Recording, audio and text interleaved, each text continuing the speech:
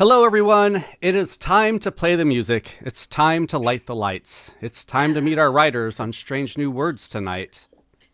Oh, sorry. Is that your thing? Sorry. I don't know where to take him now. I'm just going to... Hi, my name is Cameron Harrison, and my co-host John and Jesse were involved in some sort of level 5 incident and are now unable to reach their podcasting equipment. I sent a Vulcan IT over to help them. We'll see if everything goes according to plan.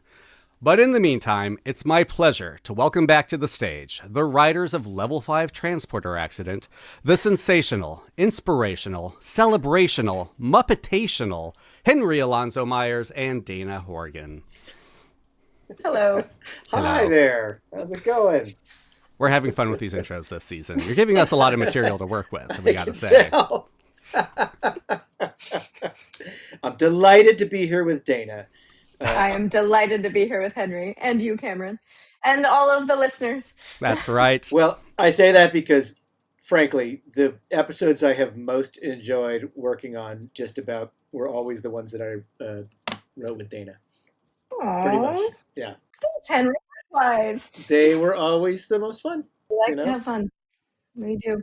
He says that to everyone, Dana. No, I don't. And I will say, I want to express one thing that I loved saying, which was that Dana constantly would say, I don't know how to do funny things. She would say that and then continue to write very, very funny things. So it was great. I was like, Henry, you know what this needs? A ghost. And he's like, that's the other episode. That's the other one. I would have been there for a puppet ghost.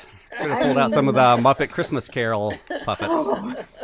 Let me tell you. Yeah. All right. This is now officially a Muppet Christmas Carol podcast.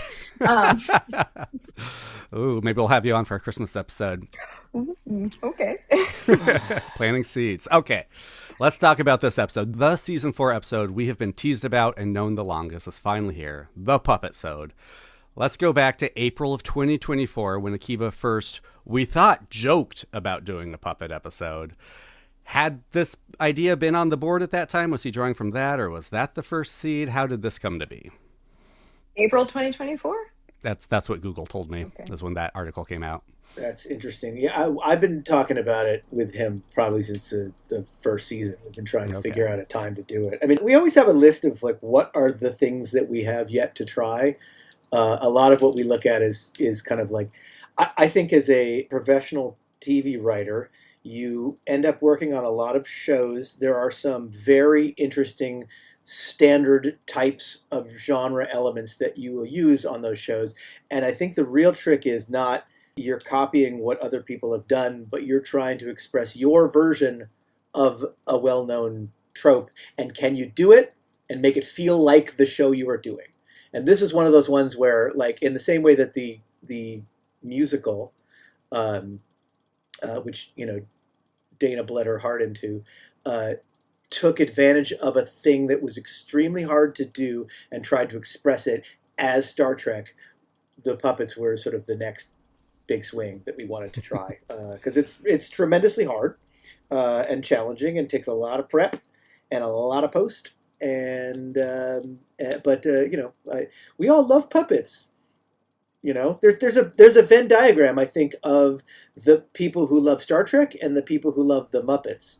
Mm-hmm. And it's fairly large in the center. I mean, I'm sure there are people on either end of it who don't like the other one, but the people in the center. I don't want to know those people. There are, I mean, including Dana and myself, people in the center love them both, and that's who we were writing it for. Yeah, agreed. Well, thank you. To answer your question about if it was in 2024, I mean, as Henry said, he'd been talking about it forever. In April, I don't think our room had started yet for season 4, so I cannot say it was on the board yet, but it would have been on the board the first week we were in. As I recall it, at the very end of season 3, when we were producing the last, like, maybe 4 episodes, Dana and I happened to be on set, and we had a long conversation with Jordan Canning, our director, our brilliant director for this, who, you know, had, and we wanted to do a puppet episode, but we were sort of like, look, we're going to need someone who really understands how to work with puppets. she worked on Fraggle Rock a great deal, had a lot of experience with them. And so we just kind of did a long dive through how to do that on our sets, essentially. Yeah. She really gave us a like crash course in what would be necessary to pull this off, and whether or not this show could, with the elements that already existed, being mostly like the sets and whatnot. I mean, that was a lot of fun, but that's sort of where it went from being a dream to, oh, are we gonna do this? Cold hard reality. Yeah, why was now the time? Was it just that discussion, or were there other factors? We knew there was a lot of prep.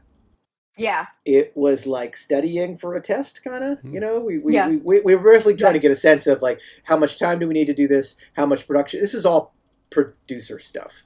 Yeah, like, but even that, like, just to talk about like the script a little bit, like the way this show works, Henry, and I think you like always talk about the way the show works, is like we conceive the stories and the scripts in hand with production, like in what can we do, what is possible, how does it work, and what is the best story to how do we tell the story within those elements, and with puppets in particular, it was, hey, look, there are things puppets can do and puppets can't do.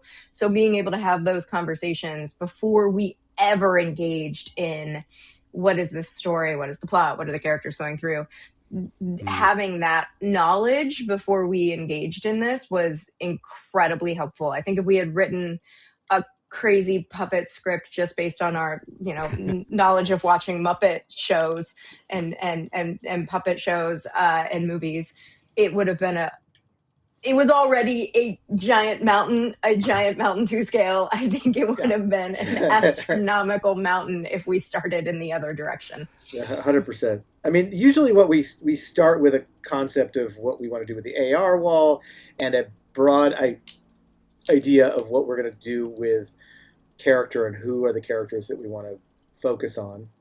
And like when we're trying to think of all the other episodes, we try to separate you know, usually you got to pick 2 out of 3 things that you can do in an episode. And with this one, we were like, all right, well, we know this is probably going to be an episode that we shoot as a bottle show to the extent that we can, because we don't want to go on location. We don't want to have to deal with it. Yeah, we want to keep this on our build sets. Build a thing, yeah. Yeah, do all our builds for that. And then there was the other question was, we're going to need an entire staff of puppeteers to play the puppets, and we're going to need to build these puppets, and how long is that going to take? Yes. You know, and that was also when we reached out to Henson very, very early, basically to be like, we really love you guys. We think you guys are incredibly amazing and talented. We know that you like, on some level, love Star Trek, and we want to, and we on some level love Muppets, and we want to find a way to merge these 2 things. Yeah. So. It was such a joyful partnership of how do we blend these 2 beloved things, and it was just such a delight. The whole process was such a delight. So with all that in mind, was like Pike getting a new chair one of the first story elements? Because I assume that was for the puppeteering. Yes. No, I mean, the question you asked, the answer is yes. We knew we had to create a new captain. One of the things we really wanted to do, and this is just one of the things that Henry, it's always, every time we go down one of these genre paths, it's what's the most fun in terms of doing our show, like the classic elements of our show, but with this genre. And one of the hardest things, but one of the things we definitely wanted to do, was a ship battle full puppet, you know, mostly, you know, if you do like the, you know, the medium shots of the puppets is a lot easier, but to do a full proscenium of the bridge required a lot of extra thought. And the first thought was, well, if we're going to have Puppet Pike in that chair, we need a puppeteer chair. Yeah, you need to fit someone under the chair who can then manipulate the puppet. With the hole and the, Are we taking away the magic of puppets? We might be. I don't know. I, They're not real. They're made by amazing, or they're created by amazing artists, and then they brought to life by amazing puppeteers, and that's the magic of puppets. I think I broke the magic of puppets with my Kermit action at the beginning. Well, usually there's literally 1 to 3 people who manipulate these puppets, because like they have, if it's just the mouth moving, that's one hand. If it's the mouth and one hand moving, that's another thing. If it's a mouth and 2 hands moving, if it's a mouth, 2 hands and feet moving, that becomes a whole thing. It's just the most amazing thing to watch. Like I was obsessed with watching these artists work. It was insane the amount of work that goes into moving one puppet, and it's beautiful. It's beautiful. They took it very seriously too. That was the other fun thing about the whole element, is that I think every day before we would start with the puppeteers would have this moment with each other where you just happen to overhear them saying something like, guys, we get to work on the Enterprise today. And then they'd all cheer and then they go do it. And it's like, it was like every day was a joyous thing for them. That's cool. Yeah. Yeah. It's cool. Oh, we've got to talk to some of them. I got to reach out. Anyway. So you're talking to Jordan Canning about the logistics of it all. It sounds like she came on pretty early relatively for Jerka. Did she have any say in the story? Did she have any contributions to that part of it? We kept her in the loop very much. Yeah, again, she was our puppet guide.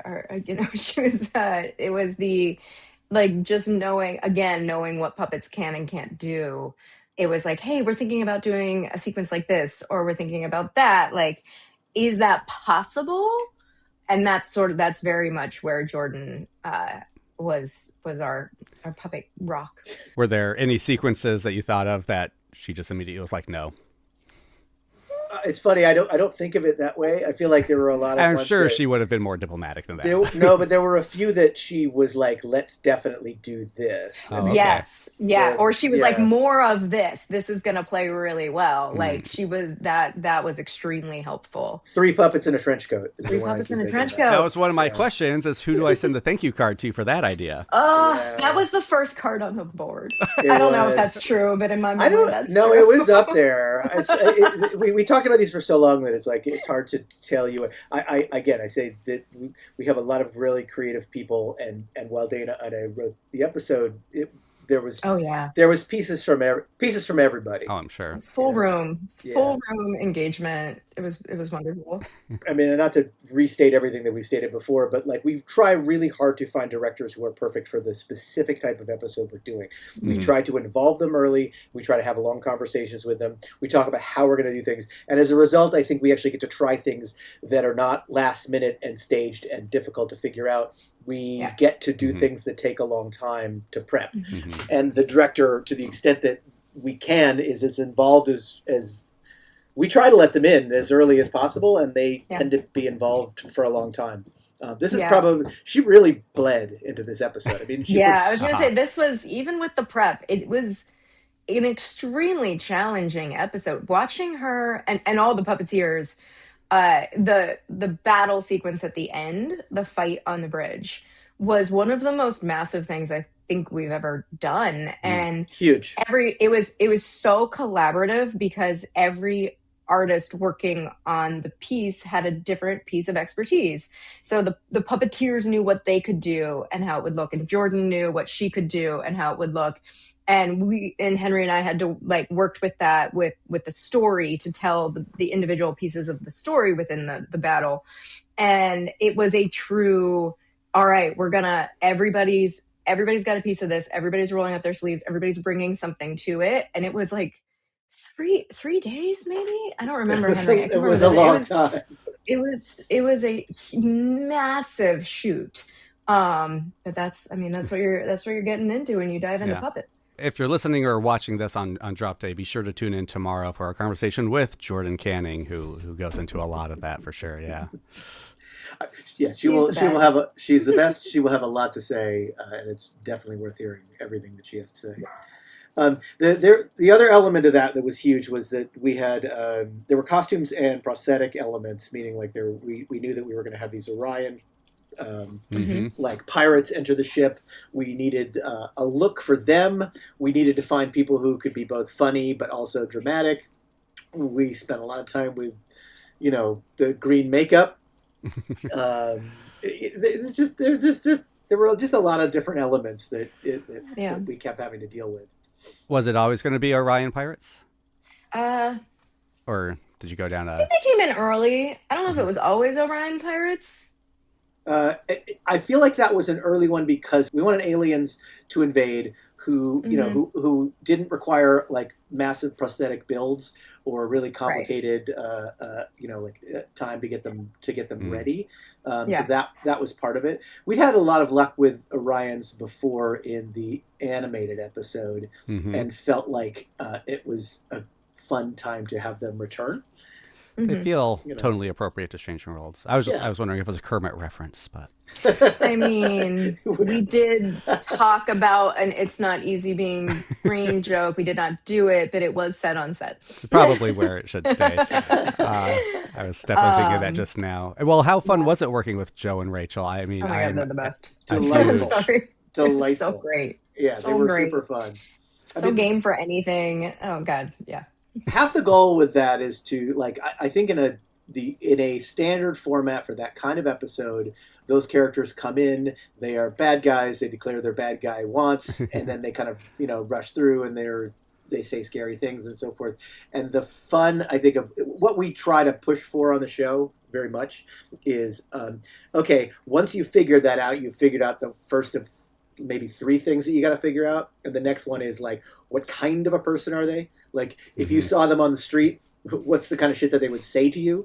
And then what is their genuine internal problem, which isn't like sometimes the thing that they want to solve, but it's like, what makes them fun to write? What makes that character really stand out? The character Joe was playing was a delight because he was. We were trying to lean into the more modern. I mean, I feel like they did this really well on Lower Decks, but like the modern understanding of the Orions being like, it's a society that is specifically run by the women. The men are the behind the scenes people. They just try to go along with what they're doing, and we really tried to sort of show that through culture, and in that way you can.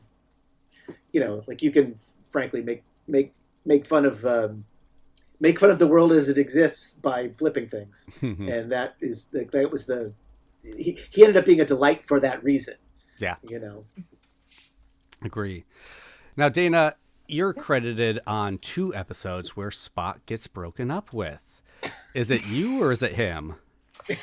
I mean, we just really love a breakup scene, and I think, and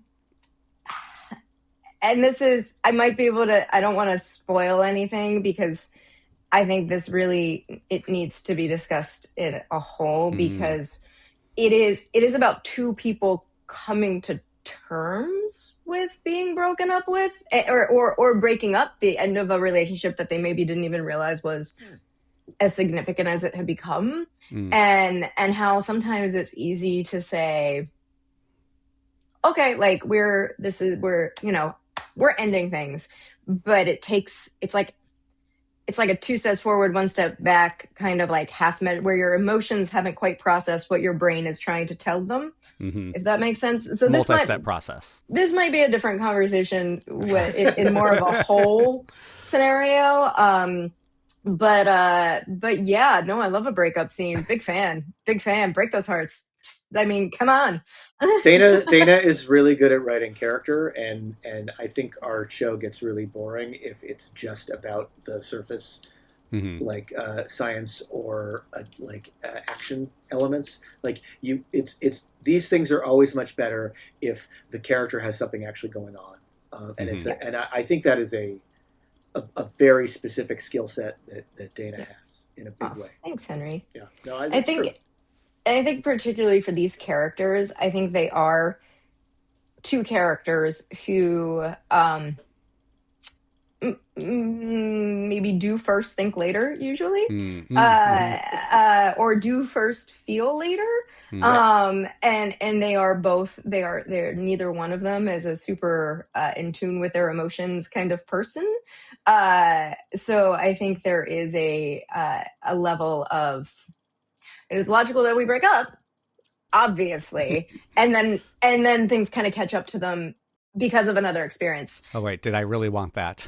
Yeah, it's like, oh, another experience says, oh, no, I have to, like, that's real. Like, I don't have you anymore, and I'm processing that. Like, I think that's what's fun about these particular characters, but also what they're going through in terms of how they're, and they gotta figure out themselves before they can be in any kind of relationship. Like, that's the universal story there, is like, you shouldn't really get into a relationship when you haven't figured out yourself yet. Like, really date yourself first. That's the advice. It's good life advice, frankly. Yeah. The true answer is, I just love watching the different women of the Enterprise break Spock's heart because I think it's funny. Sorry, Ethan. I'm so sorry. No, that's not the answer. It's everything I said before. I do think that the thing that we really do on this show was we lean into Spock as not the outside character, but the inside character. We don't think of him as like the other, the alien whose brain we don't understand. We think of him as one of us who thinks and feels like we do. And when it happens to him, when emotion happens to him, he struggles with it. And we are in it, we're inside of him. We're in his heart and in his mind. And so it's more like, how can you, what can you put him through that gives him something to express? And how would he express it?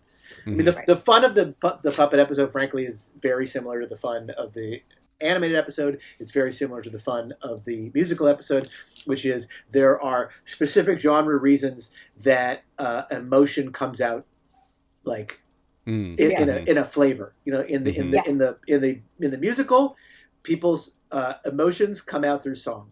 In this one, they are. To me, the fun of this was like, if you can do a straight up drama scene between a man and a puppet, and it will be funny no matter what. Correct. Just playing it playing it real is kind of the best part. Don't act like it's a joke. Act like it's real. It is real. Yeah. Puppets have feelings. Yep. Well, speaking of which, I don't know if I've ever been more happy for a kiss on TV in my life. Please talk me through. Would you like to take this? I will. That has been the thing that I have wanted in this show more than anything. I wanted the Spock puppet kiss. I have chanted kiss twice watching Star Trek. Once with Picard and Crusher in the finale of TNG, and once with Spock and Puppet T'Pring. That was the second card on the board. Henry just got a big note card and just was like, Spock and T'Pring puppet kiss. Yep, that was it. But did you get any pushback on that, or did you have to fight for it, or was it just we're doing this? Buckle up. I will say that there was some fighting for it, but there was fights all along the way, and fighting implies that someone was angry or they pushed back. No, but I feel like when you do this kind of episode, you have to lean in and do it as deeply as you possibly can. Try to make the best version of it that you possibly can, and that was it. Part of it was I was just like, I thought about. I thought about the Muppet movie a lot and how the kiss would work in that. And I really think it's an actor thing. You just have to say, guys, lean into this. This is a real thing. You are we're going to show the scene where he kisses T'Pring and it's and gets back together, and we're only going to feel that if you feel that. And Ethan just leaned into it. Just literally. Just aside, Ethan was so game for every single piece of this. Yeah. He just the commitment was insane, and just kudos to that man. We could not have asked for a better human with puppet, human to work with puppets.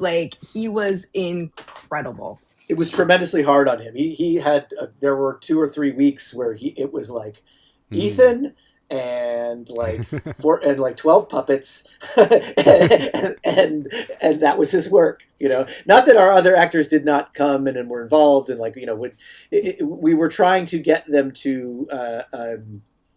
We wanted the performance to represent them, so there ended up being a lot of prep work and a lot of post work on people for what ultimately became ADR as well, in order to make our actors' performances present. You know what I mean? Like that was the extra kind of flavor that I think we really had to push on. So, anyway. Yeah, it reminds me of Ian McKellen on the set of The Hobbit, where he was in a completely different set, just acting by himself while the dwarves are somewhere else. And that's kind of it. Probably a little bit of the same. Yeah. Yeah, you just got to keep them at that level. And everyone brought a lot. Everyone brought everything. Sure. Yeah. And for what it's worth, I mean, I think fighting in a creative endeavor implies like people care. People want it to be the best that they feel. So I never think of that as a negative thing per se. Do either of you have the script open by chance? I did. I had it open a second ago. If you could read the stage direction for the kiss scene, I would not be angry. No, sure. Do you have it? Do you have it? All right. I had it open a second ago. Yeah, let me find it. Yes, I do have it. Let's see. Surprisingly, T'Pring appreciates his Vulcan sass while we're a crew, blah, blah, blah, blah, blah. He touches her hand, a gesture of intimacy. Do you still wish to return, to journey back to a life of logic, Spock? Very much so. Little can make one crave order and logic much more than being surrounded by ... puppets. T'Pring tilts her puppet head. Is he talking about her?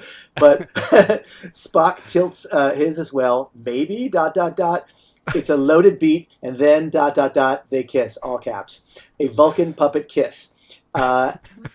As they kiss, it becomes more passionate. They lean down, out of frame. We take the hint. Camera pulls back, giving them privacy, moving out through the window again. That's all caps at the end.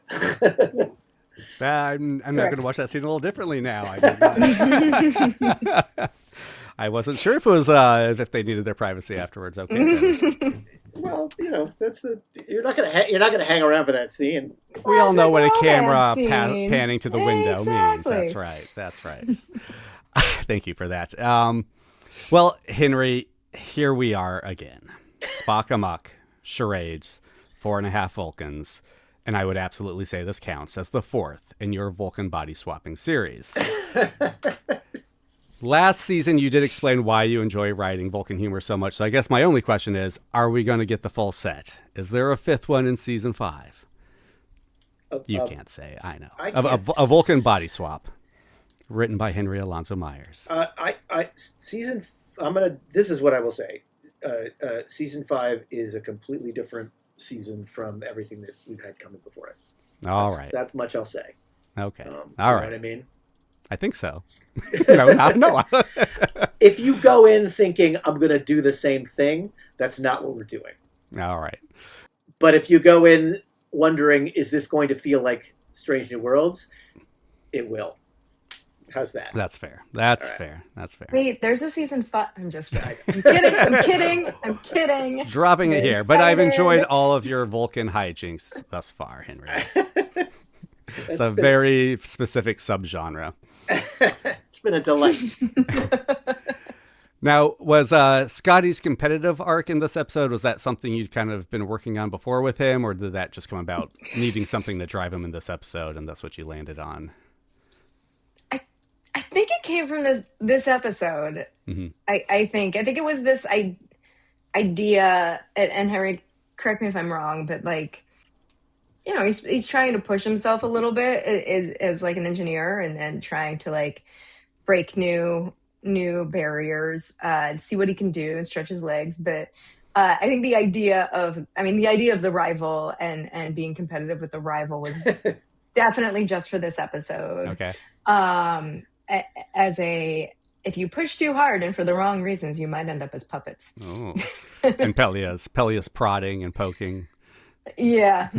I feel like we were the arc that we were talking about for him was kind of about who is Scotty before he becomes the person we later know. Mm-hmm. And so he's not yet that person, but he is trying really hard to do his job well and to be received well for it as a young person who is surrounded by people who are competitive and like wants to be noticed. He wants to try some things that sometimes are maybe a little bit, he's too big for his britches on this one.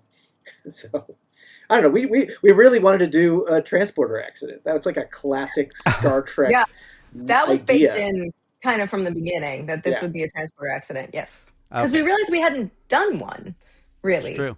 Yeah. So I mean, the whole time I was watching this, I was like, do I buy this? I'm like, yeah, this is like a step further than them turning into kids. Like, this is classic Star Trek. I buy this. Pretty much. that's the idea. That's the idea. Exactly. Where did the name Declan Wilder come from? Was that is there an Easter egg there? I mean, sure. Declan Wilder is a combo. I don't know where Declan came from. It was somebody else in the room. Maybe has a rival named Declan. That sounds like a rival's name. I guess. I mean, if Henry doesn't mind, I'll do it. The name Milder is a shout out to my good friend Scotty. His first name is Scotty Milder. There you are. Here you go. It's your Star Trek your shout out. But I thought it was really funny for my inside jokes that Scotty's rivals first name really is Scotty. Anyway, he's really just competing with himself the whole time. He's a huge Star Trek fan. He's a friend from college. So I was like, this.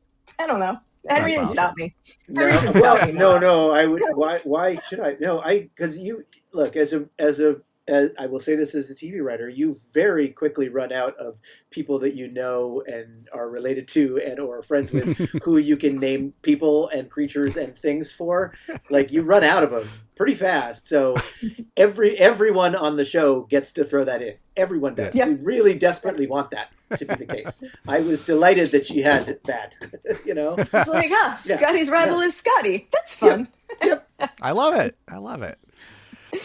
Did you guys write the characters differently as puppets, or did you leave that more to the performance? No, we talked about the idea of puppets and Muppets and what that entails, and we did, I think, try. I mean, definitely at the beginning, I think we went in with this effort that this sort of makes them more themselves. Like they're like a little bit more a hyper version of themselves. Am I wrong, Henry? Like that was sort of the driving theme behind how we tackled, Pike as a Muppet, Una as a Muppet. Like what would they be like?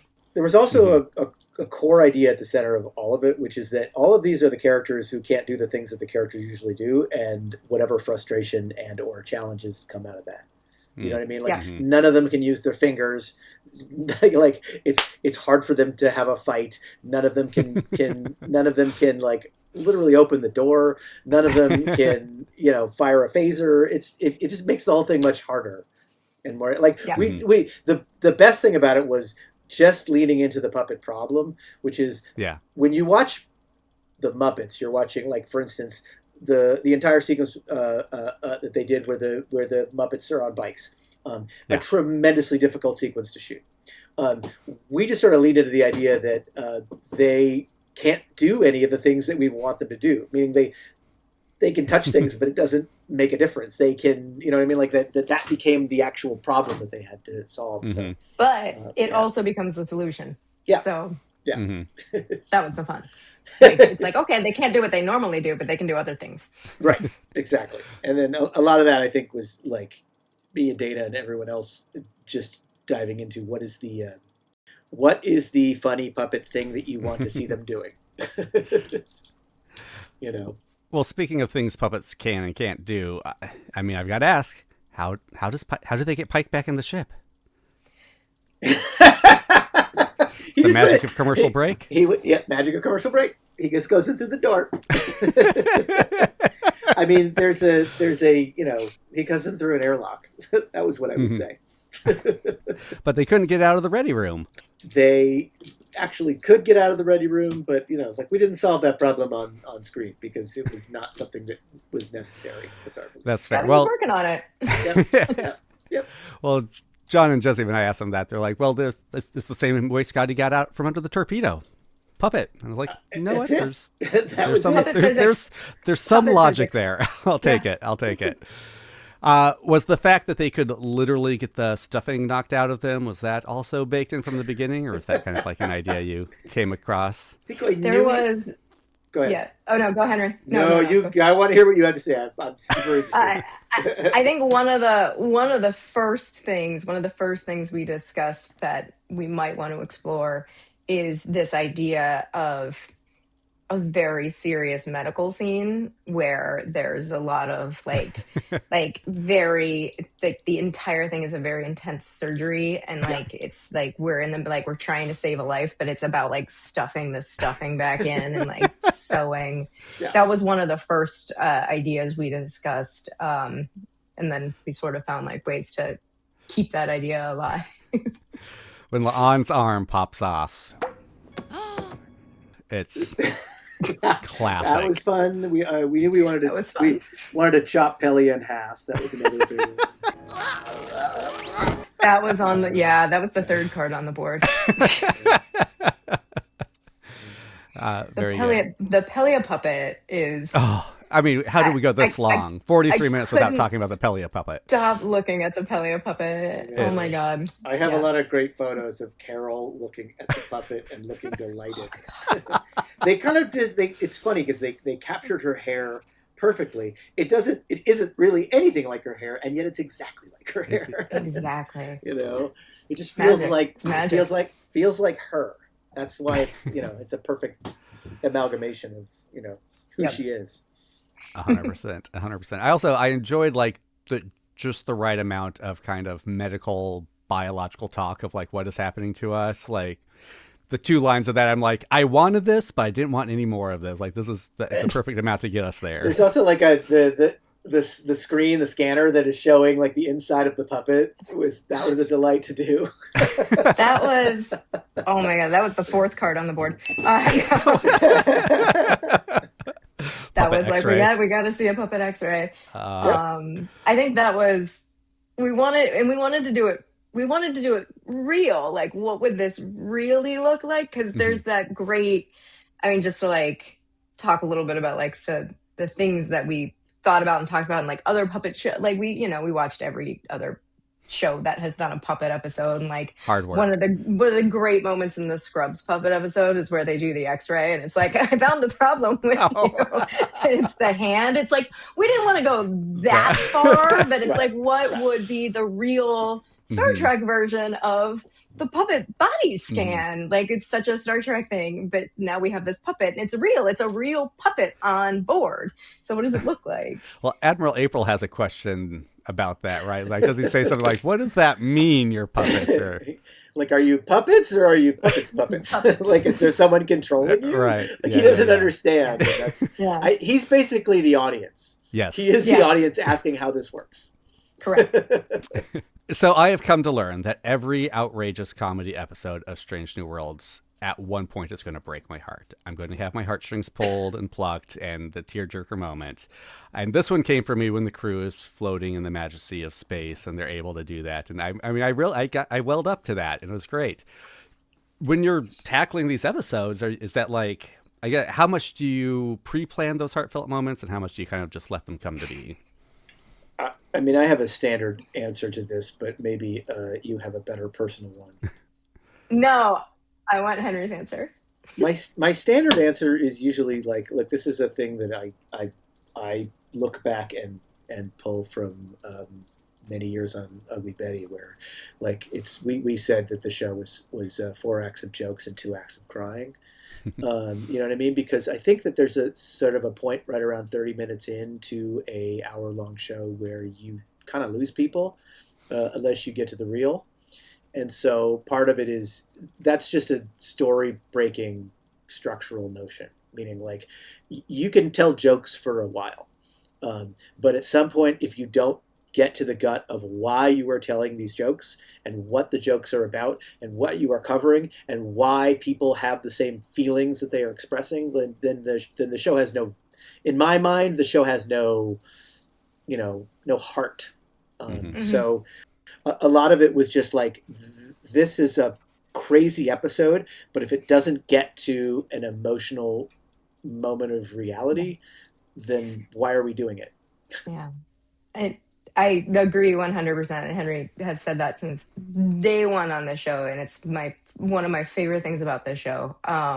Because it's true. It's like, if there's not something real, if there's not a real emotion, if the characters don't have something real behind everything, it's just, it's why are you telling this story? This particular moment, and I'm so glad that you had that reaction, because when we talked about it, I really, like, I felt a little bit like Una, like, with this episode of like you get this and this is one of the things that's so beautiful about this particular show, because there is so much wonder in Strange New and in the literal Strange New Worlds. There's fear, and there's action, and there's cool science, but there's also this incredible sense of wonder.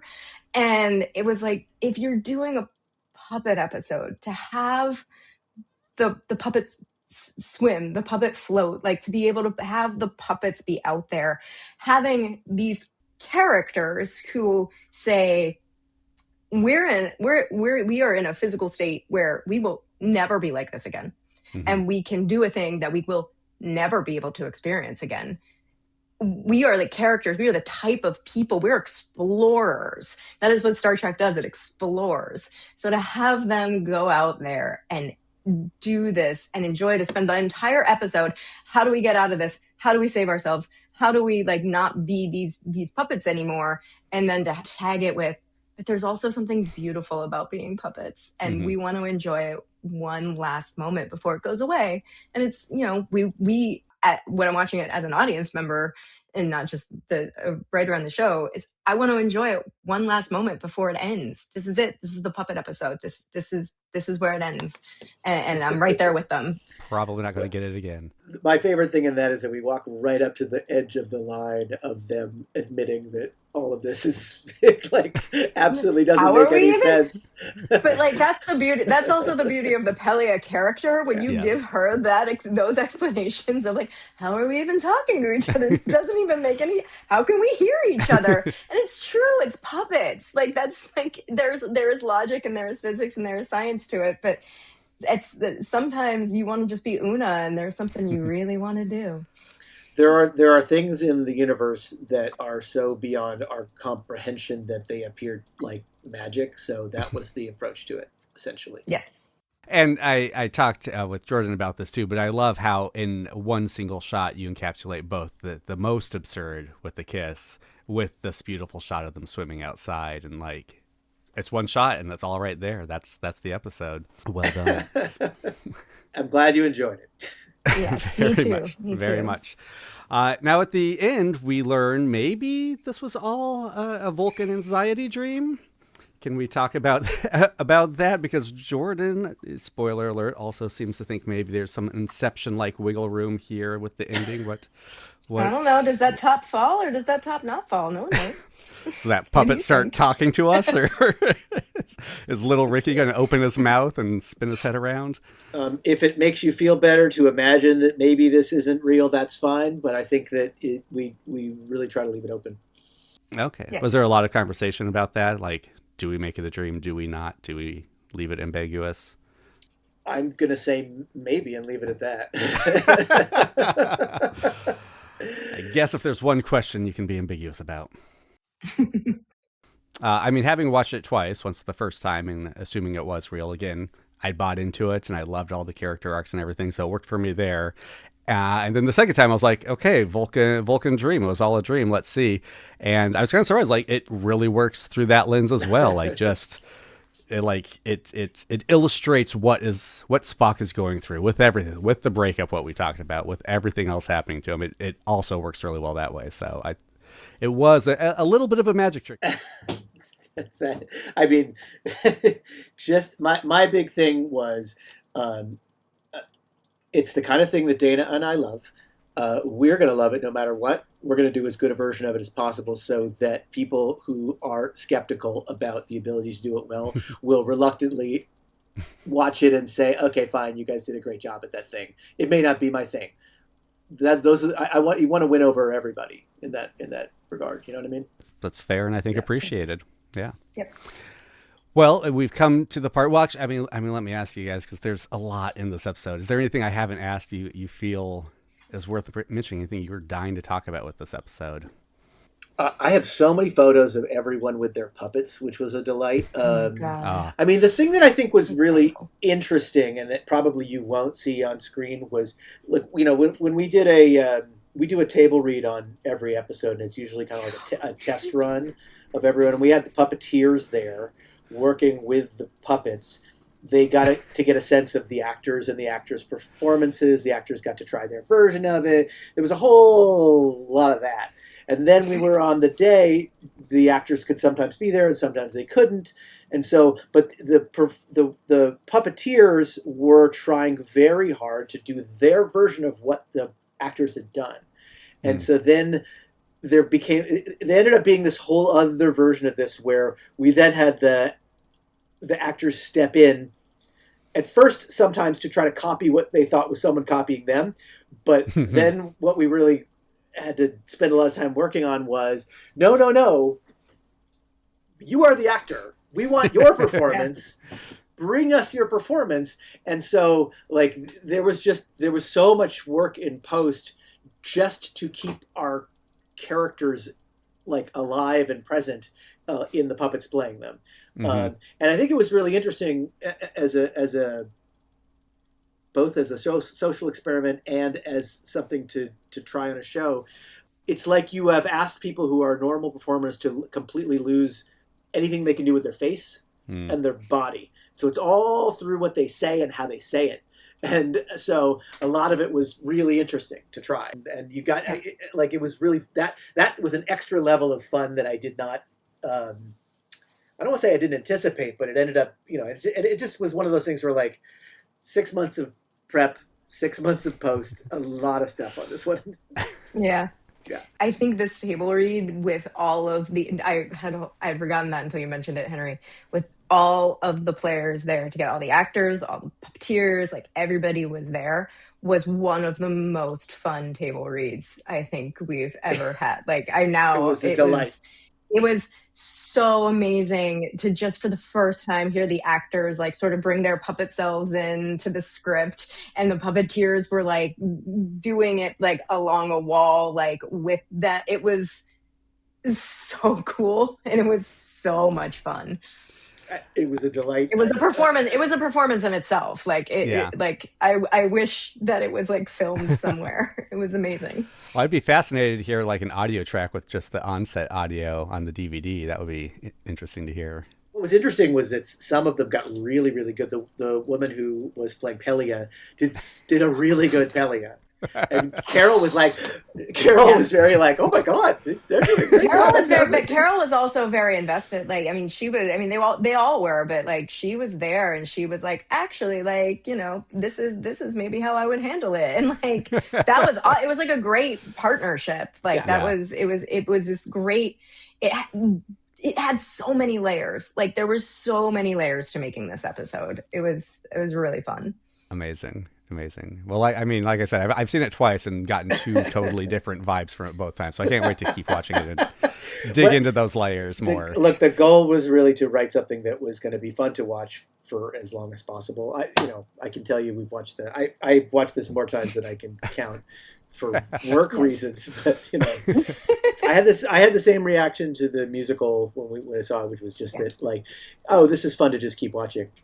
Make a thing that people will want to watch. And they'll want to watch for as long time as possible, and they won't look back and say, they won't think that we kind of half-assed it. That's really all I care about. Definitely not. That comes through with all these interviews. Yeah. No one is half-assing it. Well, we've come to the point where I must ask you both to choose from all your babies and pick your favorite line from the episode. I remember this from last time I was caught off guard. Every time. Don't want to break tradition, Tina. Let me see. What was the? Gosh, I'm looking back. I have the script right in front of me. It's funny because I realized two of them are about fists. I have like three favorite lines. Anything Pelia says also. But, I have one from her, which is go for it, Henry. It's when she says "Pandemonium wins." Pandemonium wins. Pandemonium wins. My favorite Pelia line is it's kind of her whole monologue, but it's not just the line, it's the way the puppet is like standing on the table, and she's like, 5 minutes ago I was cut in half. But the line, and you know who else is not dead? And you know who else is not dead? It's just, it gets me every time. I love it so much. And I also love Ortegas's "Come closer to my fists." Come closer to my punch! Which I think is a Henry Alonso Myers special. Come closer to my fists. Makes me And laugh every time. Benga being the one with the knitting needles who causes the most damage of anyone also. That was the look on his face. Yeah, it's once the puppets remember that they're Starfleet officers who have amazing skills, they just need to learn how to use them as puppets. Like, that's all they need. They're like, oh, right, we know how to do this. That was it was the shot that Jordan came up with where it was like, God. It was like, you could. I mean, she did it like a kung fu movie. She did it like a western. It's this like push into this dangerous look, and then he whips out the needles and leaps and stabs like that. I mean, come on, that was all of those things are super fun. Yes. Yeah. I think there's also there's a super cut of Tyrol somewhere because I remember filming it of Tyrol just like reacting to the puppets that has some of the best like improv lines I've ever seen in my life. They're so funny. Oh man, this DVD has got to be loaded, guys. I mean, we can't. We've talked to other writers too about why bring T'Pring back this season, and I'm so glad we did. But we should mention she is amazing in this as well. Gia is incredible, and the character here works so perfectly. Was it always going to be T'Pring in this and turning her into a puppet? Yes. Amazing. Yeah. Amazing. And can I give a shout out again? When we were talking about costumes, we were talking about Leo Rides, and T'Pring's puppet dress is one of the best costumes I've ever. I have to stop saying I've ever seen in my life, but it's like that tiny, detailed, perfect puppet dress is. Bernadette is just outdid herself with that little dress. Every time she's going to knock it out of the park, and you're still stunned every time. I know, it's amazing. Yeah. And it was a very interesting, very different. And we had Gia back for a couple episodes this season, and it could not have been more different than what she did in the horror episode she was in. Right.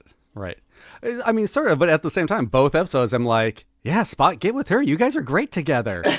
She's amazing.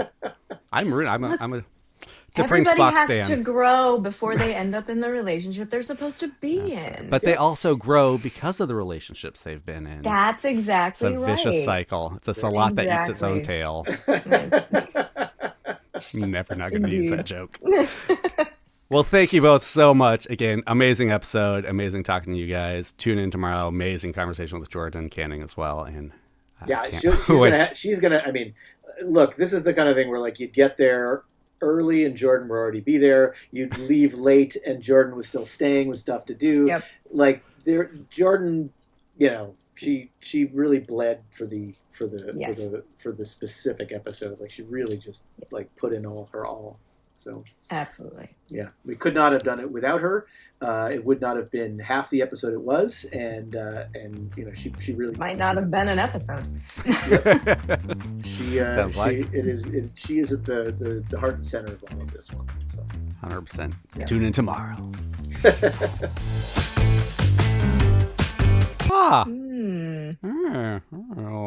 Hello.